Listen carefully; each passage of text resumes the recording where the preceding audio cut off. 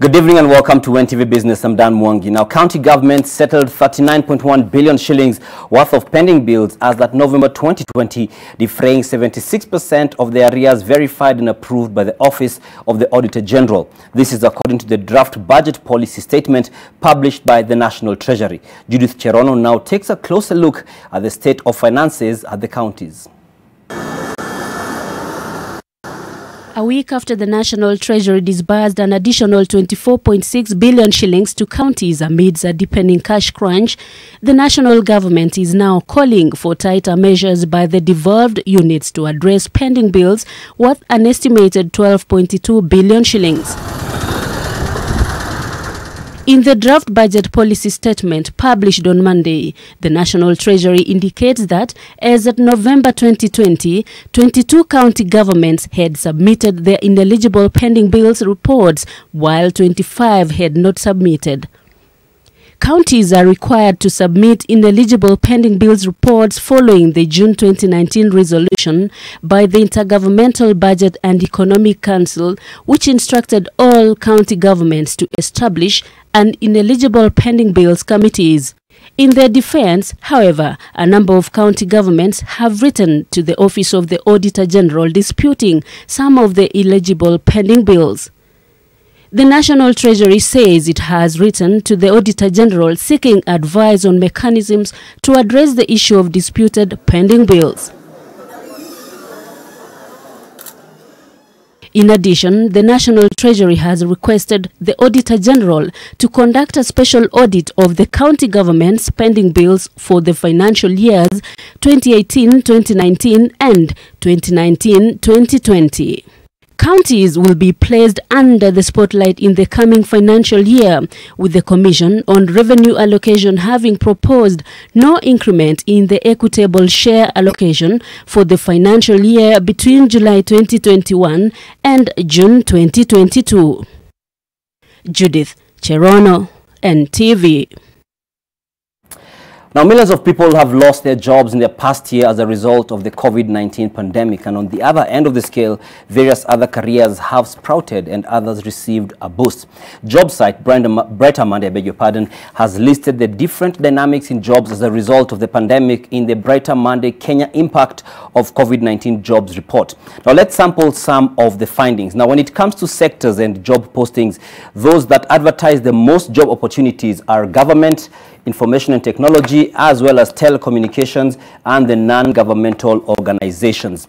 Now, agriculture, fishing and forestry, recruitment and retail and fashion, and FMCG, that's fast-moving consumer goods, on the other hand, are the industries that have witnessed the greatest reduction in job openings.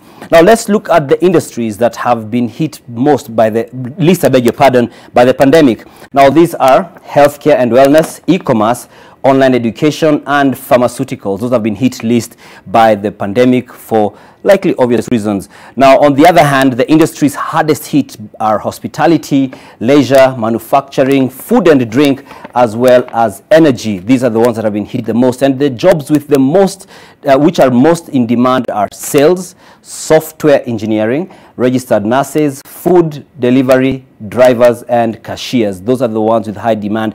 But the disease has also created new roles such as contact tracer, COVID-19 testers, temperature screeners, and virtual event facilitators. So those are some of the dynamics in regards to COVID-19 and jobs. Now, Somalia's federal government has officially lifted the ban on the importation of khat, popularly known as miraa, from Kenya, even as it imposed conditions for the commodity to be admitted on its territory. Somalia's Finance Minister, Dr. Abdirahman Duale Bayle, told a press conference on Monday evening that traders will now be allowed to import miraa, but businesses must follow proper procedure.